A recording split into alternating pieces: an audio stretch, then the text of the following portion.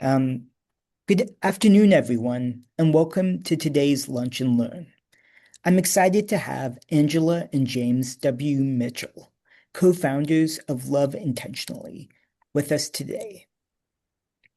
Angela brings over 20 years of counseling experience, while James comes from a background in entrepreneurship and coaching.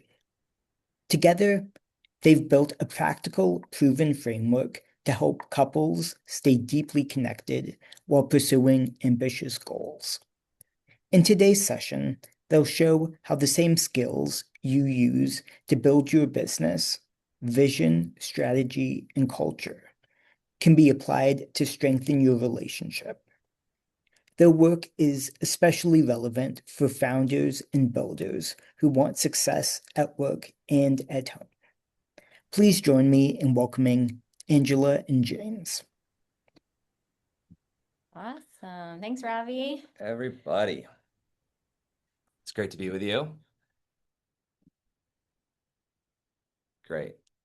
It's nice to see you all, or at least some of you on the screen. We're excited to get to share our hearts with you, share this work with you, because what we have found in working with entrepreneurial couples for 8 years is that nobody ever wanted to start their business at the expense of their marriage. And what we've also found is that the statistics say between 43 and 48% of entrepreneurs get divorced while they're building their business. And so We're on a mission to change this. we're on a mission, and not just to stay married, but come on, let's stay happily married, y'all. So as we dive into this today, first invitation, love invitations, is to bring your entire attention, all of your attention, all of your intention, all of your awareness to this call. We know the phone's going to be buzzing. We know the emails are coming. We know you're waiting on certain things. But I'm also just going to reflect back that how you show up in this call right now to focus on your marriage is a reflection of the presence you generally put into it. And so this is one of those ways that we can start to shift the needle. And if we can even get it moving 1%, would that be worth it? Okay. Can't change everything overnight, but we can bring some new invitations, some new awareness, some new tools to you. And so as we get started, if you are so inclined, I would invite each and every one of you to just go ahead and set the phone down, bring your gaze to the screen, and we're going to take one breath together so we can get synced up. So go ahead and exhale now. Everybody just empty the lungs, exhale all the way. Receive a big breath through the nose and let it out through the mouth.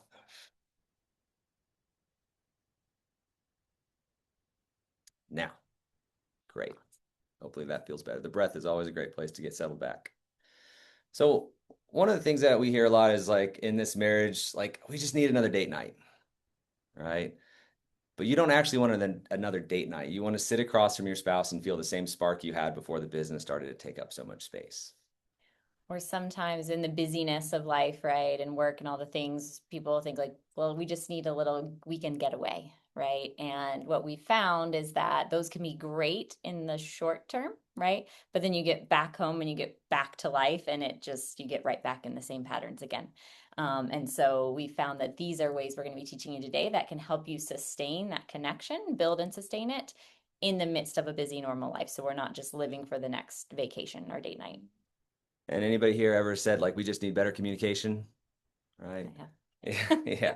But you don't actually want better communication. You want to stop leaving the business that you built all day and coming home feeling disconnected from the person that you're building it for. Yeah. And we also realize that you probably don't just want another book to read or another podcast to listen to, but you want to actually be able to like someone to show you how do we maintain this, how do we build this, how do we get the connection we want without having to sacrifice our business and careers. Great. So we're here to help you get back to the honeymoon phase. And if you're like, I don't know if that's possible, we're here to tell you it is possible. And you can do that without sacrificing the business that you put so much energy into. Okay. So it's not to say that you can have it all, but you can have all the important things with more intention, with better tools, better systems, and what we like to call a recipe. So we're going to teach you some aspects of the recipe today. Is that all right? All right, so our shared intentions for today are to help you get back to the honeymoon phase while scaling, building, growing, whatever stage you're at with your business. To shift from surface logistics to real connection. I know, we'll get to this in a minute, but we are you all. If you are married or in a long-term relationship, and also at least one of you is an entrepreneur or founder or that kind of thing, like we live that life too. So we know how busy it gets and how logistics can sometimes take over all of the conversation, who's taking which kid to soccer instead of actually connecting. Yeah. And you can perform at a high level without sacrificing your marriage any longer. Okay. And so a lot of times in this entrepreneurship game, and a lot of reasons why you engage in the communities you engage in, like the Innisphere, is because it's great to feel supported and you're not alone in the process. And we can do that a lot as entrepreneurs. We have so many resources as entrepreneurs. We have so many resources even for marriage. But when we blend those two, there's like this gap. It's like people don't really understand exactly what entrepreneurs are dealing with or founders are dealing with whenever they're really working to build both and not just like manage or survive, but to actually thrive in both of them. And so we've got a chat open. If you have any questions at any point, just drop them in the chat. We'll also leave some space at the end for questions. And right now, I'm curious if you are a founder, an entrepreneur, or the spouse of one, just go ahead and drop in the chat kind of where you're at in that process. We find that there's 4 different types of these relationships. We have our anchorpreneurs, right? The anchorpreneur is you have one entrepreneur, one founder, and then the other person is, we'll say, a normal person. A W-2. Yeah, a W-2, or they have benefits or something crazy like that. Or maybe they're the full-time at the house, right? Full-time raising the kids, full-time managing the household. Then we have our couplepreneurs, where they're both working in the business together, like Angela and I are. Okay. Then we also have our parallelpreneurs. I love naming these things with fun things, but Sounds like Lisa's one of those. Yeah, parallelpreneurs. Each of you is an entrepreneur, but in your own business. And then we have our side hustlers, right? Where you each have a full-time W-2 job, and then you're building that side hustle on the side so it can eventually become your main thing. Okay. Spouse of entrepreneur and CFO of startup. Got it. So there's our parallel. So we've got our couplepreneurs, right? Awesome. Great. And each one of those has. We have lived most of these configurations, by the way. So. And in fact, most of us live a couple of them at the same time, Yeah. right? And so each one is there's the common traits of the entrepreneurial relationship, marriage. And then there is. Sorry, it skipped all the way to the end. And then there is the nuance to each individual one. We're going to stick to the high level today. Great. All right, so what you'll walk away with today is we're going to share our simple weekly ritual to stay connected. It's one of our #1 tools that couples use, so we're going to share that with you today. Some strategies proven to reduce tension at home, an invitation to readdress your vision for your life, some practical tools you can use immediately. We're all about tools. We know you're busy, and for me, I like having like tangible things I can do, not just this, big picture where we can talk in circles. So we're going to give you tools to walk away with. And then just the confidence that you can do this, that it is possible to have a thriving marriage and a thriving business. You don't have to sacrifice one for the other. So when we talk about reducing tension at home, that's usually the word that we hear most. Tension and friction, right? There's just tension or friction. We're not really fighting, but we're also not really connecting. And so that's the whole intention here, is that you'll hear us say this a couple of times likely on this call, but before we want to correct anything in our relationship, we always want to connect first. Because once you're connected, then we can hear feedback better. We can give feedback from a better place. So whatever word you use there. All right. So a little bit about who we are. You want to go first, then? Yeah, so my name is James Mitchell. I cut my teeth coming out of Colorado State University, and I've been an entrepreneur since I was 11, though. But I did 12 years in the real estate industry, and then I switched into coaching back in 2019. Coached entrepreneurs for 4 years. And then I've also been doing this relationship coaching for 6. I got certified in men's coaching, relationship coaching, and sex and intimacy coaching, because in marriage, it comes back to that. And when you look at how you're sharing your intimacy in this relationship, it can tell us a whole lot about where the things aren't necessarily connecting. And my name's Angela. I have been a counselor for 22 years, 16 years married to an entrepreneur, and then the last 8 of those as an entrepreneur myself in our business. Prior to that, I worked in the school systems as a counselor. I worked with women, domestic violence. I worked kind of a lot of different places, and switched to couples about 8 years ago. And yeah, so that's us. So, in a lot of times when we start doing this butting heads kind of situation in our relationship and our marriage, we're always wanting to be seen, right? And so as we're talking through this, like, we want you to understand that we get it. Some of these things might feel more challenging. It's like, how can I do that while I'm also doing this and I'm managing these things? Whether you like to say I'm juggling all these balls or I'm spinning all these plates, like we're always doing those types of things, but we understand that you're never really off. The business is always rolling in the back of your mind, sometimes more in the front of your mind, and you're trying to be present at home. And when you're home, it's hard to be present at home because you're thinking about your business. But then when you're in your business, it's also hard to be present in your business sometimes because you're thinking about what's going on at home. And some of you may have more than one to-do list that's rolling through your head, right? You might have the work one, and then you got the one for the family and the kids, and then the home projects and the laundry that needs to be done and all of that. So you're spinning lots of plates. And you've chosen this lifestyle because you have a dream and you're crazy enough to go for it, right? And so it's like, I want to create the life of my dreams. I want to have, give me the ball. Like, I'm going to create my reality for this. And while we're doing that, and while it has so many positive benefits, it also comes with long hours and constant pressure, which then means that at the end of the day, like if that business doesn't work, like we're not able to like make the mortgage payment potentially, right? So then ultimately that gets the best of us and the relationship gets what's left. And if you've got employees, you carry that responsibility, and none of this has a schedule. All that to say, we get it. We also have 3 kids and 2 pups. So some of you might also be trying to keep other creatures alive on the planet. And that comes with its own responsibilities. As you know, there's our cute kids like 2 years ago. So they're a little bigger now. So can anybody relate? If you can relate to this, since we love a little engagement, just drop relate in the chat. Okay. Or if you're like not busy at all, you could just put like, I'm totally chill and relaxed over here in the Just chat too. relaxed And or then you should write a relate. book. Yeah, great. Awesome. Okay. So, I'm glad we got you on this call, Katie. Yeah. all right. So why focus on your, oh, there it went, your marriage. So as James said before, almost 50% of entrepreneurs end up getting divorced. We would like to change that statistic. And so that's part of what we're here to do. That's part of our purpose on the planet right now. We also know that the quality of your life is the quality of your relationships. So Tony Robbins said that exact quote, but it actually comes from a great deal of research.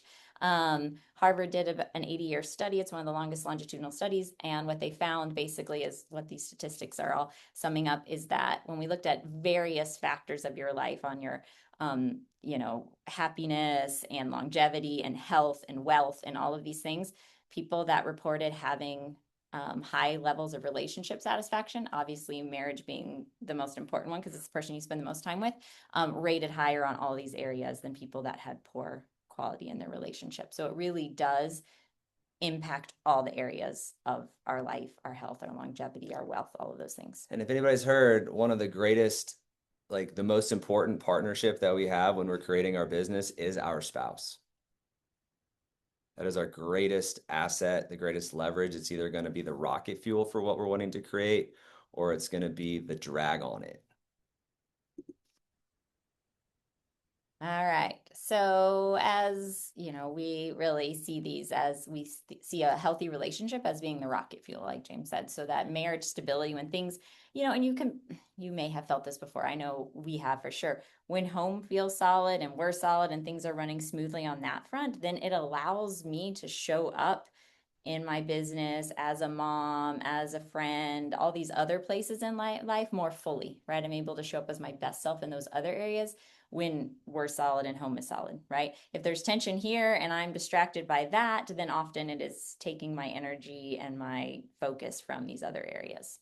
So sometimes it can feel like what we're creating in our business and the goals that we have there can feel at odds to what the relationship is calling for or just sometimes demanding of us. And it's just competing for resources, time, attention, focus, money. So we're here to tell you they're not at odds. And that's one of our mindset perspective shifts that can really be a great one just to carry from here is that these things work together, right? And so there's no surprises on this slide. I'm sure you've all experienced these things in some capacity. And you're here to make sure that home is stable at first, and then we can move it into sustainable and then ultimately thriving. Or help you stay at thriving if you're already there. Stay there. Awesome. So these are the typical problems we usually see in the entrepreneurial couples we work with. So the first one being kind of that trapped in go mode, right? Where we get busy, entrepreneurship and, you know, being an executive and a founder and all of these things, you got to go. There's a lot of hustle, right? Especially in the startup phase. And The so grind. the grind. And then, yeah, if you have kids or you have a home or you have pets or like all these other things, parents that are aging, whatever it might be, between life and work, you just get in this go, go, go mode. And oftentimes, and often it's because the marriage is good. It's like, oh, this is fine. So we can put that in the back seat and not really focus on it because all these other things are barking at us. And so we get trapped in that go mode and we don't, even sometimes then when we have the space to slow down, and I've been guilty of this, I don't know how. Right. Like all of a sudden, James and our girls were out of town over spring break for a few days. And it was the first time I'd been home alone in a really long time. And I was like, I don't even know what to do with myself. I'm sure there's a closet I should probably clean out, right? But we get just trapped in the hustle and don't know how to slow down and reconnect. Yeah, and so the season that we have, like go and build and create, like get to that level or that milestone. Ultimately, when we look at that as a season, if we're not careful, we stay trapped in go mode and it becomes the state of our being. Okay. The second one that we see a lot is that the friction killed the spark, right? Something is in the way of bringing our connection back, our spark back, right? We've become great partners, like we love each other, but we just don't have that. Like we've become more partners than lovers anymore. It's not the lack of love, it's just that you're just carrying all these things all the time and you've forgotten almost like how to reach back out. Or sometimes the scar tissue of rejection or the scar tissue of all the different micro cuts that can happen in marriage will add up. And then when there's an opportunity, a space, even a date night or romantic getaway, it doesn't land like it used to.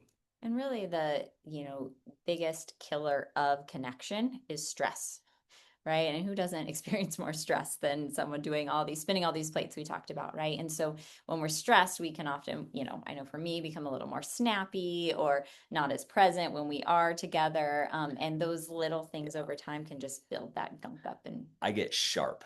My words get sharp. Emotions are getting in the way of progress, and I'm just going to say what I'm thinking without making it tender first.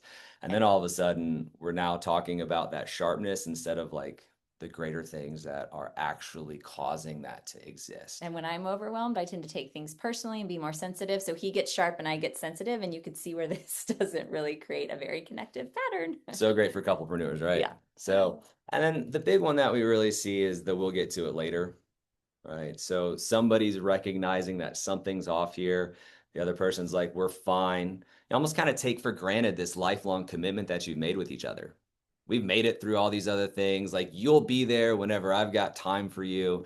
And so you've got somebody going like, I'd love to work on this. And the other person's going like, we'll get to it. We're trapped in go mode over here, right? Yeah. And I don't know if any of you've heard this, but so divorce across most of the populations in the US age-wise have leveled off. The one area that it is growing is what they're calling gray divorces. So that's people that are 50 plus and usually empty nesters. So it's often this, you know, we've built this life, the kids, the jobs, the careers, the businesses, and then that all starts to slow down. Kids leave the house, and all of a sudden they're looking at each other going, oh, somewhere along the way we lost us, right? Who am I? Whom are you? Who are we together? And so these gray divorces are the ones that are still on the rise. And I think it's due to this last issue. It's like, we'll deal with it later, we'll deal with it later, we'll deal with it later. And then all of a sudden it's later and it's hopefully not, but maybe too late. Because we're always changing, but we're either growing together or we're growing apart. There's no plateaus in life. All right. So that's kind of big picture. Things you might notice in your own life is The day to day. and these are just the check engine light, right? Like you're not in crisis, but like these are just things to try to be aware of when you notice them happening that, oh, my relationship might need some more attention. So one is the finding it hard to be present. And I don't know, I'm definitely guilty of that. But again, you've got the to-do list going, right? And so, you know, you're at home with your spouse or your kids or whatever, and you're trying to respond to the email while the kid's talking to you or the husband or wife's talking to you, right? And you're not fully present. Deadline's coming. Yeah. And as that deadline comes, you're also missing or late to family events. Yeah. Right. And it's like, this is really important. But then there's also kind of this guilt that comes in like, I'm just really not being the kind of, parent or spouse or child to my, like, whatever the relationship is, like, you're just missing those key relationship events. Yeah, sometimes you might notice the connection feeling frayed or distant. And again, that can be these just little things kind of built up. The gunk and the residue starts building up over time. And we're always feeling like a ball's dropping. Now, here's something that we heard that we loved was that in the terms of the juggling analogy, right? We're juggling these balls, just realizing that some of them are glass and some of them are plastic. The plastic ones are going to bounce if they hit the ground, but the glass ones are going to shatter. And especially if those glass ones are where trust is built, then it can take a lot of time to build that back or to get able to juggle that ball again, or sometimes it's gone forever. And so just acknowledging with everything that you're doing, looking at which of the things you're juggling that are glass. And sometimes I will literally say to myself, if I'm feeling overwhelmed, I'll be like, oh, that's a plastic ball, Angela. It's okay. It's plastic. Nobody's going to die. That one gets dropped. All right, so we really focus on, and we're going to give you some tools and point you in directions for each of these today. But we believe that in a holistic relationship, an intentional relationship, there are these 3 areas we need to focus on. So for a couple to be thriving, they need a vision. We'll often call that your relationship North Star. What is this life we're wanting to create together? Right? That might include career, that might include where you're living, how many kids you got, what kind of vacations you take, right? But what is this life you're wanting to create? The vision, that's what pulls us forward and keeps us on the same page and rowing the boat in the same direction. You have your strategy. So that is both how we're going to get to that vision, right? So some of it's setting goals and accomplishing those. And also part of the strategy is the day-to-day logistics of how life and household is running. And what we've seen is that that is often the area that can cause the most friction for couples, is that just the day-to-day, who's carrying the mental load, who's doing this, who's feeling resentful because that didn't get done or that ball got dropped, those kind of things. And then thirdly, and we would often argue most importantly, is that connection, right? Is, are we staying connected? Are we staying intimate along the way? And when I say intimacy, I mean holistically, emotionally, mentally, intellectually, sexually, all of them. But are we staying connected? Because otherwise we're just really great roommates, right? And this is where running a business overlaps with running an amazing intentional marriage. You've got a vision and a strategy in your business, and the connection might be more like culture, right? But there are aspects of your business success that layer into and work when you're running your marriage in an intentional way. And then there's also the things and the ways that you show up in business that don't belong in your marriage at all. Okay. Probably the way that you communicate in your business is one of those things that doesn't belong in your marriage at all. We learned this when we went from me being the entrepreneur and her being the anchor. When we started working together, she got a lot more of my business tone. Got his like power personality coming through, and I was like, no. It's a little more directive. Like that. One might say, and it's in business, I'm like, this is directive and I'm being decisive, but in relationship, it feels controlling. Like you need to be softer. Right. And so just acknowledging that, yes, there are so many of your amazing skills that you've cultivated and learned and gotten amazing at that just don't layer over into this other area of life. Or in business, oftentimes when people are coming to you for something, they're wanting you to be a problem solver, right? Solve this problem. So I would go to James with something and he would immediately jump in and try to fix it. And I'm like, no, I just need to vent, or I just need to talk about it, or I just need to feel heard, right? I don't need you to fix it for me, right? So that was another example of his problem solver entrepreneur would come into play, which is probably something employees wanted, but not what I wanted as his wife. I just wanted him to listen. Also that space where I'm like, emotions are getting in the way of like what I'm trying to do right now. And I just need to slow down and listen right now. And I'm like, I don't have time because these other things are calling for me, right? And so what's important about these 3 pillars is you need all 3. And often couples are good at 1 or 2 of them and have strengths in those areas, but there might be a third one that's lacking. So if you've got a great vision and a great strategy in your marriage, you're awesome partners and roommates because you're missing the connection. If you've got a great vision and connection in your relationship, like this is where we're going and we're so connected in, but you don't have the logistics, like you're just in chaos all the time.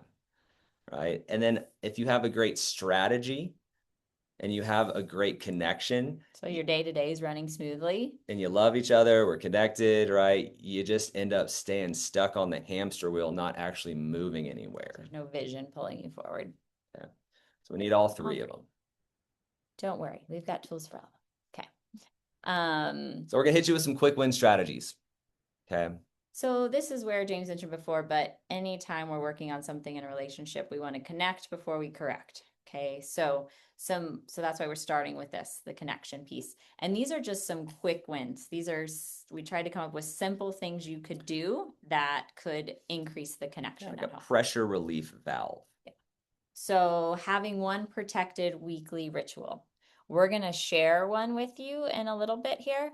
But that could look like you go on a hike every weekend together and just talk. That could be you have morning coffee together, could be even daily, not even weekly, more than that, right? You have a date night, whatever. But do you have, we have one couple that had a hot tub session because they knew when they got in the hot tub, they couldn't take their cell phones. So their weekly ritual was hot tub once a week so they could connect that way. So one protected weekly ritual. Cell phone zone. We're all guilty. Anybody in this culture anymore these days of being really attached to our phones, and especially, dare I say, as the founders, entrepreneurs that we are. Angela and I have an old briefcase. It's in like an antique suitcase because I wanted it to look pretty on the counter. Mhm. And it's got chargers going to it. That's where all the screens go. And so there's certain times of day that are protected to make sure that we put our screens in a specific place. We can go over there and look at them if we need to. But this is also one of the great things that we model for our kids. Especially as they've become teenagers and gotten their own cell phones. So dinner time, for instance, for us is a cell phone free zone. So phones go in the zone and then we sit and have dinner together with conversation and no one looking at a screen. Even if it's for 45 minutes, but any time is better than no time. This next one is kind of a little bit more on the connection piece. Validate and reassure. A lot of times when our spouse can come to us with some sort, I'm going to use the word grievance or request or correction, then the first thing we can do is get defensive. And so the easiest way to not do that and to create a new pattern around that is just to validate. Oh, you're feeling neglected. Oh, you're feeling like you're not a priority. Instead of going like, well, my business is this, and you know how important this is, and you know we've got this big thing, or the deal's going to close soon, like la la la, right? It's just to go like, oh, I hear you in that. Validate their experience and reassure them that you're on the same page and that we're going to get to it. And I think something that I've heard you say was helpful for you was that validate doesn't mean you have to see it the same way as the other person. You don't even necessarily have to agree with them that that's how they should feel, right? But it is how they feel. And so it is okay to say, so if I, for instance, came to James and said, I just feel like you haven't really been present when you've been home with us, or at dinner time or whatever. In his mind, he might be thinking, I've totally been present. Like, what are you talking about? But that doesn't validate my feeling. I put my phone in the zone the last 5 nights in a row for 45 minutes. What do you mean I'm not present? Yeah. Right. So, but it's how I'm feeling. It's how I interpreted how he was showing up. So rather than arguing with it, validate just means he understands that I'm feeling that way and can say that to me, right? Like, oh, okay, Not trying to tell her how she should be feeling. That doesn't go. You should be feeling grateful, or trying to coach her into a better mindset. Right. Also doesn't work. Also doesn't land super well. Okay. Next one is quality time over quantity. So again, everyone's busy, right? And so, and I'll use our kids for an example. If, I'm guilty of like being distracted while a kid's trying to tell me. Our 11-year-old tells really long stories. Like they're hard to follow at some point. She starts losing her audience, right? And is very tempting for me to like look at the phone or do the thing or be multitasking around the house. And what I'll try to do is literally just put things down and give her eye contact and attention for those 5 minutes, realizing that 5, 10, 15 minutes of really focused presence is better than 30 minutes of distraction where she knows I'm not paying attention to her, right? So quality, like when you are spending time together with your spouse, with your family, is to be really present for it. Anybody notice I just picked up my cell phone just there? Anybody pay attention to it? Right?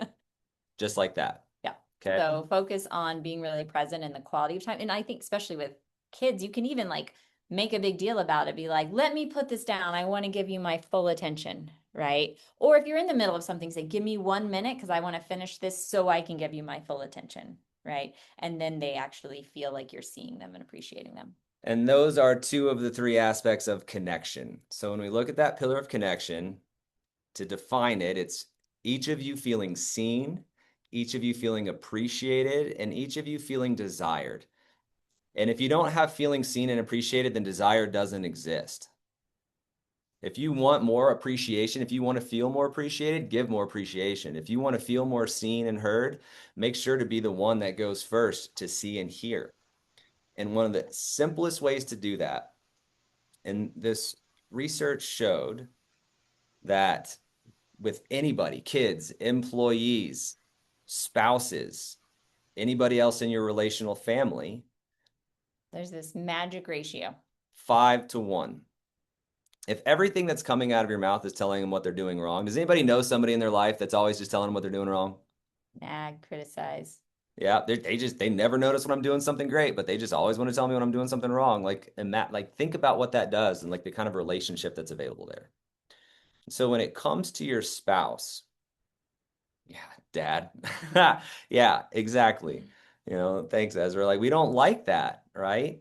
That's not what creates a connected relationship. And so from now on, I'm going to challenge you each with your spouse and anybody else you want to add to that list. But right now, we're talking about the marriage, we're talking about that relationship with your spouse. 5 to 1 praise. That's 5 noticings of something they're doing right, something they've done well, something that they're working on, to any one correction. And the research has shown, I mentioned I worked in schools, and with kids, this was also true that we actually saw the most behavior change in a kid when you focused on this, right? So when you said, thank you for raising your hand, right? Or thank you for, not talking until you were called on, you would see more behavior change than only pointing out the times they blurted out. That makes sense. So it actually, not only does it feel good to the other person and build connection, but it's also the most effective way to actually get behavior change if you're wanting your partner to do something different, is recognize when they're doing the things you like and appreciate and to acknowledge them for it. Then they're more likely to keep doing those things than just focusing on when they fall short. Because these problems in relationships, they don't typically happen in one big moment. They just drift. And so each one of these quick win strategies is a way to catch the drift and start moving in a defined direction. And last thing on that praise thing, because we could do a whole workshop on that alone, it also helps if you're specific with it. Right? So rather than just saying thanks, right? Saying like, hey, I noticed that I don't know, that you really were patient when that thing happened and didn't get upset about it. Like, I know you've really been working on that, and like, thank you for your patience.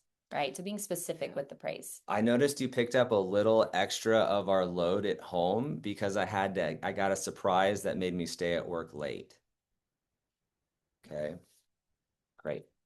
All right, y'all. So we're going to move into our number one tool, our number one strategy that really helps us really focusing on the 2 pillars of the strategy and logistics, as well as the connection piece.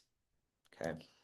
Our general recipe for our intentional marriage is a once a year marriage retreat. Does anybody here do business planning once a year? All right. Because we're focusing on the vision and what we're doing, and then we set Setting the goals. Yeah. If you're not doing one of those for your marriage and your life, that's going to be one of the biggest things that I would encourage you to do. Okay. So that's the once a year. And then once a quarter, we get together and we go back to our big goals for the year. And we just say, how are we doing on those things? We just check in on them. And then the third piece and final one is we do this weekly marriage meeting. And if you don't like the word meeting, you can call it whatever you want. We have some people that call it a honey huddle, whatever you want to call this thing. But we do this once a week ritual that keeps us on the same page in our connection and in our day-to-day logistics. Awesome. All right. So we're going to give you access and tell you how to get your own copy of this. It's a template, right? So you can take notes if you like, but we're also giving it to you so you can download you can it have it in just a second. So the first thing, and this is really anything we do with couples, is we really want to set the space. We call it setting the container. But if you've noticed, we had a couple that came to one of our retreats, and they had this conversation on one of our breakout sessions, and the husband came to us afterwards. We're like, oh, how'd it go? And he goes, That was amazing. Like it went so great. 2 weeks ago, we tried to have that same conversation. We were doing dishes after dinner and it blew up into this huge fight, right? Well, what do you think the difference between doing dishes at night and the conversation being dealt with then versus being dealt with at a retreat is? Anybody want to take a guess? You can put it in the chat. What the difference between being in a retreat and having a conversation versus doing it after dinner in the kitchen in the middle of other things.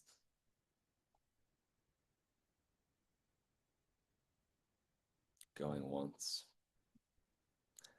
Going twice. All right, we're going to assume you all understand. Yep, there we go. Focus. Focus. Yeah, Great. It's like when you sit down for a meeting at work, you said, this is what we're here to talk about versus just letting it go off the rails and kind of go wherever it wants to go. Like that doesn't get us anywhere. Yeah, so they weren't focused. They weren't well resourced. It was the end of the day. They're tired. They're distracted doing other things, right? They didn't really know the conversation was coming. It just kind of popped up, right?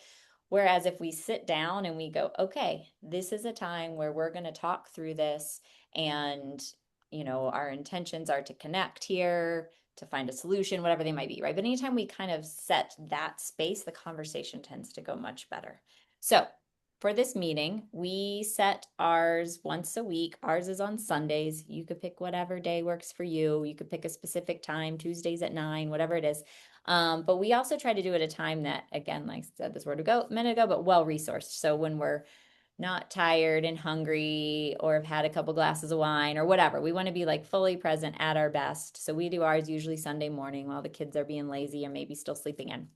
And then we try to do it without interruptions. So when our kids were little, that might mean they got to watch some cartoons or a movie in the morning while we did our meeting, right? Now we just tell them don't bother us and they're old enough to not to do that.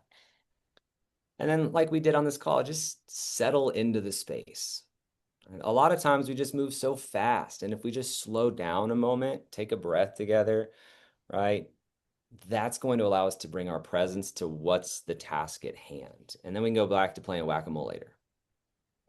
Another important part of this, when you're kind of setting that tone for the meeting, is to express appreciation. So we share Maybe one of the most important pieces to it. We've forgotten it before and gone, we could tell the way the meeting started going, and we're like, oh, maybe we should go back and say some gratitudes first, right? But it sets that tone of first starting with things that you're appreciative of or grateful for in your partner, right? So again, this is a time for that praise. Like, hey, thanks for doing the Costco run this week because I was really busy. I really appreciate you picking up my slack there. It's phase 1 of connect, sharing appreciations. They feel seen. Now we can get into the work that's here to happen. So then after we've kind of set that, the first part of the meeting is the emotional check-in. Okay. So some of you might already be doing a meeting, but odds are most people that we talk to are skipping this part. They're going straight to the calendar and who's going to be where, what's happening, the logistics. Like, let's just make sure that we're all on the same page about the calendar this week. And that's a huge part of this, but this is probably, I'm going to say huger part. Okay. So this is where each of you get to say how you're feeling. And it could be about the relationship. It could be just you in general. It could be about other aspects of your life, right? But you check in. And so the first step is first check in with yourself and see how you're feeling, right? And then be able to communicate that to your person. And so one of us usually goes first. It's not the same person every week, right? But I might say, yeah, I'm feeling pretty good. I've been a little stressed about this thing, but I'm feeling really good in this area, right? I kind of give my general check-in on how I'm feeling. And then James' job during that is just to listen for understanding, to really try to understand how I'm feeling. Don't need to fix it. Don't need to coach her. Just need to listen. Yeah. And then he can ask, I can also request, like, I think I really need, I'm busy, I'm overwhelmed. I don't really need you to do anything, but I would just love some like encouragement. Could you just give me some like words of affirmation? Or if you notice I'm feeling stressed, just give me a hug and say, you're doing a great job, honey. Right. So I can ask for what I need. He can also offer, if I haven't made a specific request, he could say, okay, what do you need this week? How can I support you? Yeah. And this is where like the being in business together can start to overlap. And so if this is the business is creating feelings of overwhelm or stress or lack of time for whatever, like I can't even get to the gym, right? I'm trying to figure out this is where it can overlap. And I'll just also encourage you to just let this be about the relationship. This isn't a business meeting, right? We have our business meeting on Monday. Mondays. Our marriage meeting is on Sunday. So we do ours on different days. It's part of how we separate and put on the different hats. We put on our husband and wife hat for this one. And then ultimately we'll put on our business partner hat on Monday. So this is a great way to start creating different spaces for that. More space for the husband and wife category, or whatever your relationship, husband, wife, wife. And my guess is that in a relationship, there's usually one of you. It's not always the woman, often it is, but I've seen it not along gender lines, that is more comfortable talking about their feelings. Right. So for the person who's not as used to talking about their feelings, this might feel a little awkward at first. But what we've seen is it has kept us connected and prevented so many unnecessary disconnects by doing this simple part that maybe takes 10 minutes, right? My best example is James. This was a couple of years ago. We were doing our meeting and he said he was feeling overwhelmed. And normally I'm the one who feels overwhelmed. She carries that one for both of us. Yeah, I anyway. got enough overwhelmed for days, like for everybody in the family. So I usually am feeling that way. And he was like, I'm feeling overwhelmed. And I was like, oh, okay. Right. So then that week I made sure I did the Costco run, which he normally does. Like I'm like, oh, I'll be in that part of I town. Let do me do love that for going. you. That's the only club I go to anymore these days. Costco. Anyway, but I was like, I'll be in that part of town. I can do the Costco run for you this week, right? I took some things off his plate. I made sure not to ask him for extra because I knew he was overwhelmed. And in a normal week, I might be like, oh, can you run get Jossie from soccer? Like just not thinking. And if I didn't know, and if he was overwhelmed, I might have gotten that snappy response back and then got my feelings hurt and blah, blah, blah, right? You can see how that goes. So by knowing I didn't ask him for anything extra, and I also gave him grace.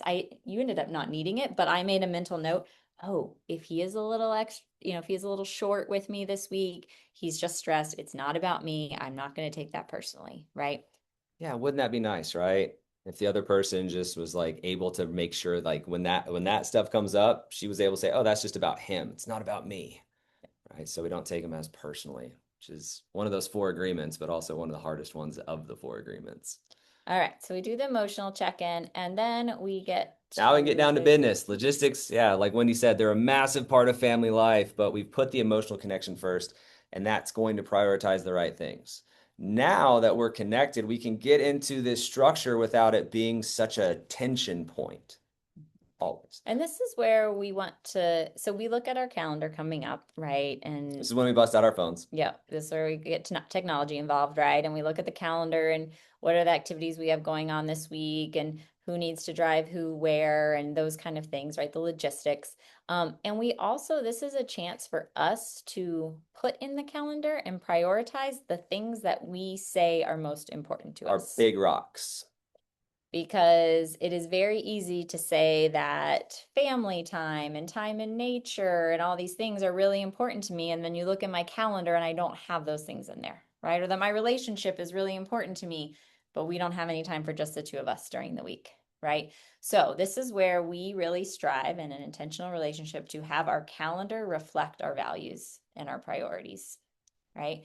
So we have our exercise schedule pretty set, but we might look at the weather and go, oh, Saturday is going to be a good day to get outside. Let's go on a bike ride or a hike or whatever, right?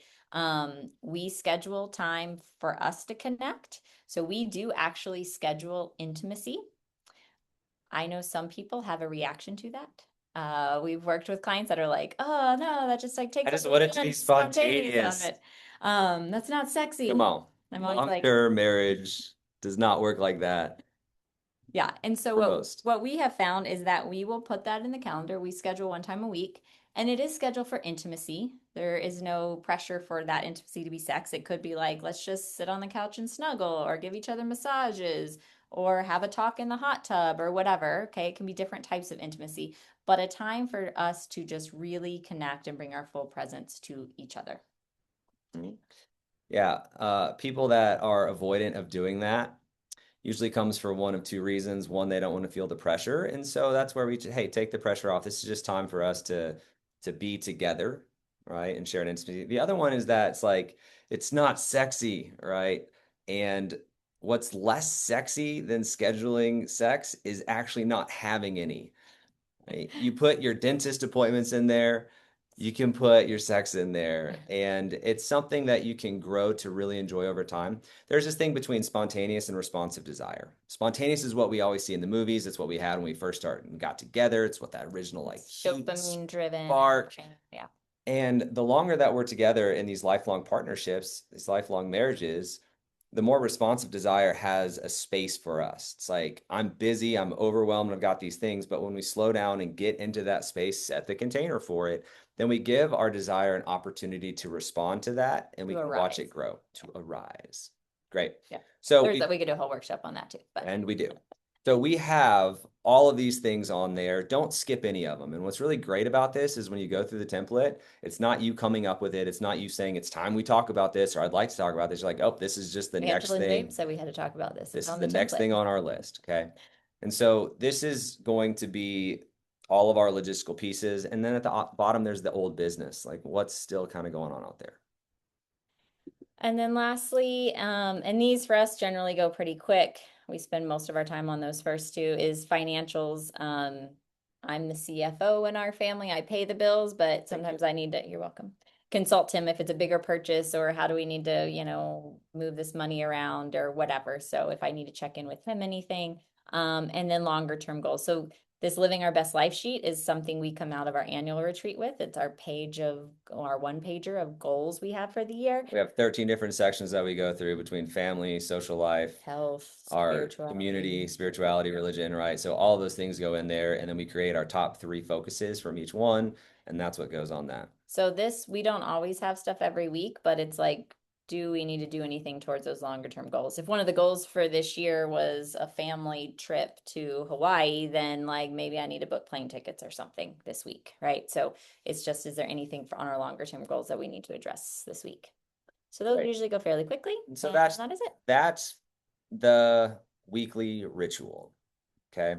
And so does anybody think that might be something that could be helpful to install into their marriage, their relationship? Anybody kind of doing parts of that, but seeing where there might be an opportunity to really round it out to be a more holistic approach?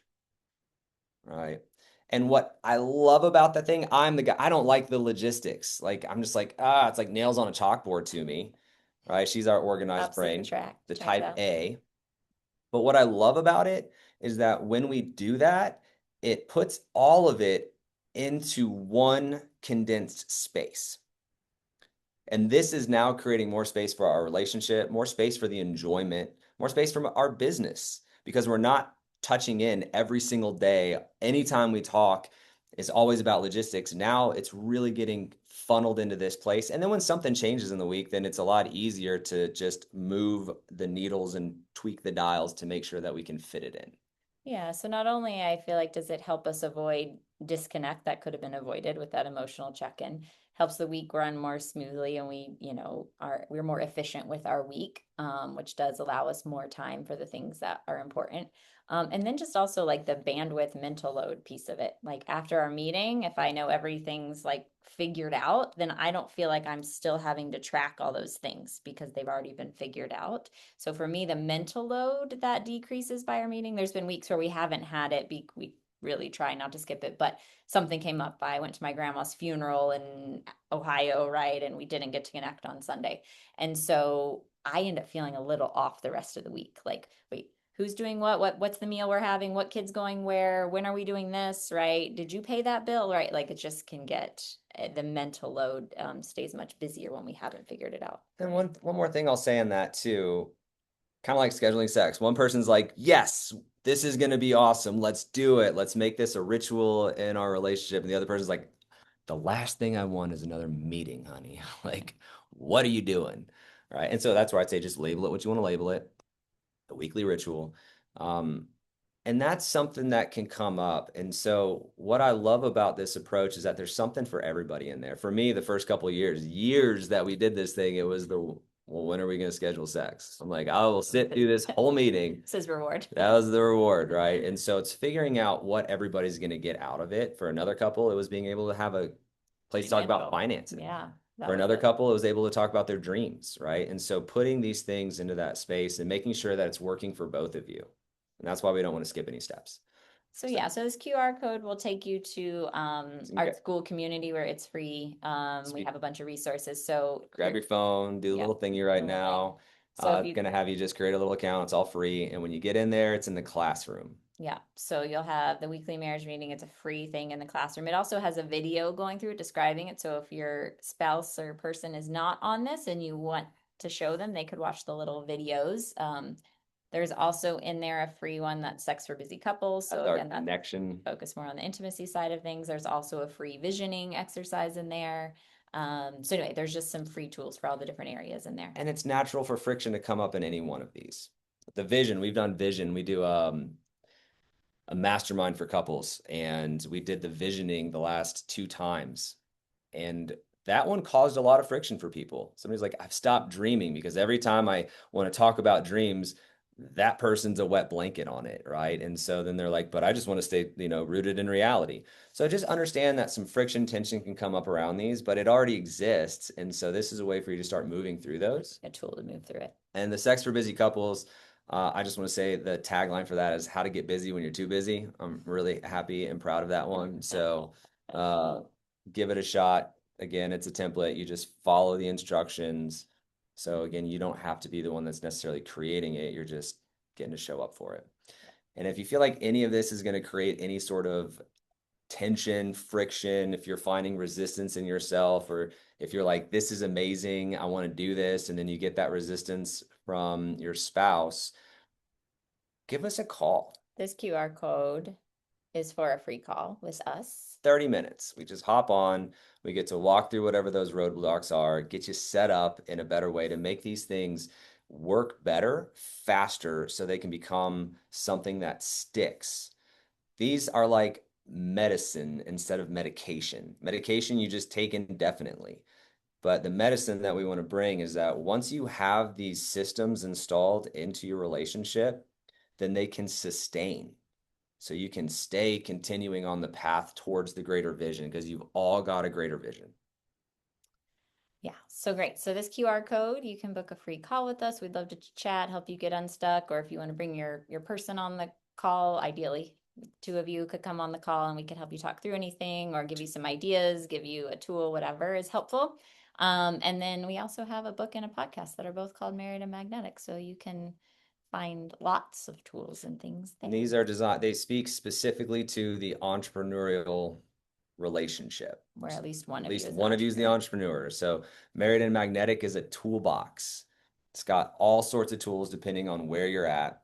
We love just read the whole thing, and then you can go back and say, this is the part that we're like bumping heads chapter against. 7 right now. Yeah, we need a little more chapter 7 in our life. Great. Go there. There's always a tool. We love practical tools because relationships can be messy. And so if we can bring your focus, attention, and intention to one thing that's going to help you move through that, then all of a sudden everything else becomes more possible. Great. All right, y'all. We are open to questions. This Our is chat box technically open. done in 6 minutes, and you can unmute, raise your hand if you have a question. Technically, we're done in 6 minutes, but we will stay on as long as people want to answer questions. And then if you've got to go because that phone is chirping at you, we are so grateful you came. You are absolved of any guilt from leaving if that's what's needed in your business and your life right now. And for those of you that want to get real fast, we're going to stick around. Yeah. So feel free to unmute, ask a question, or throw it in the chat, whatever you prefer. Full attention. It's like a budding novelist. Awesome. Thank you, Case.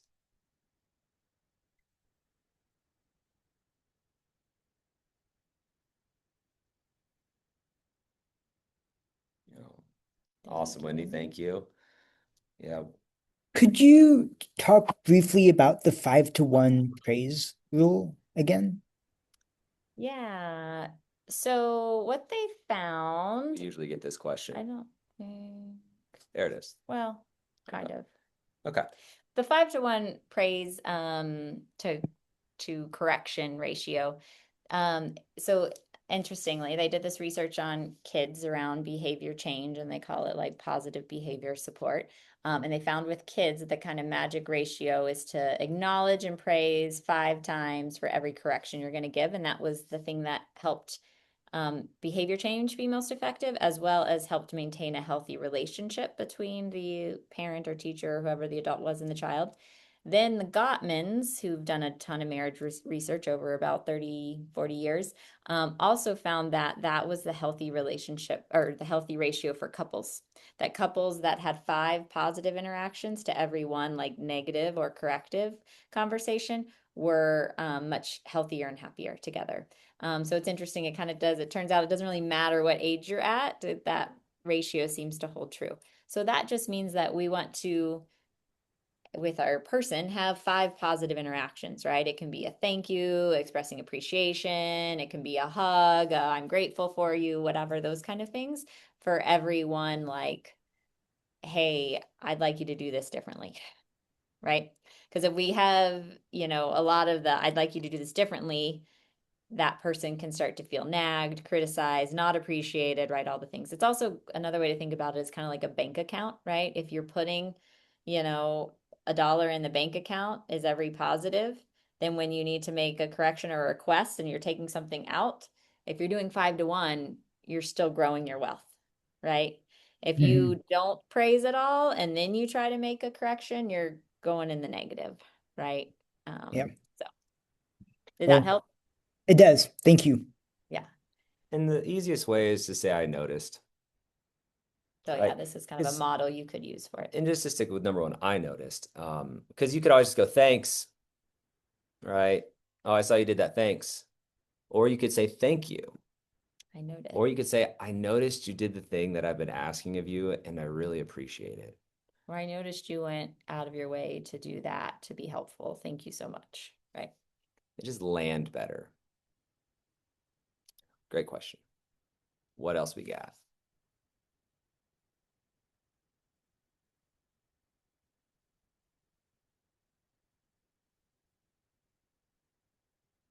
Oh, hey, Eric.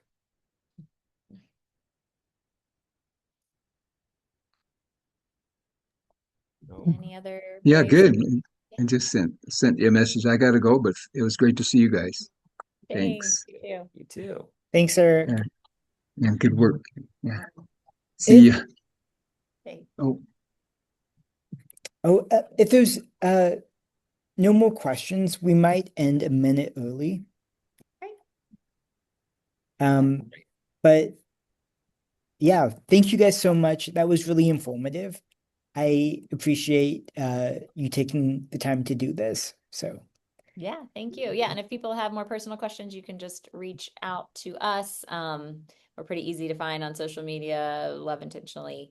So yeah, we're in our school community there. right. Thank you all for coming. All right, thank you. Thanks, all. Have a great day.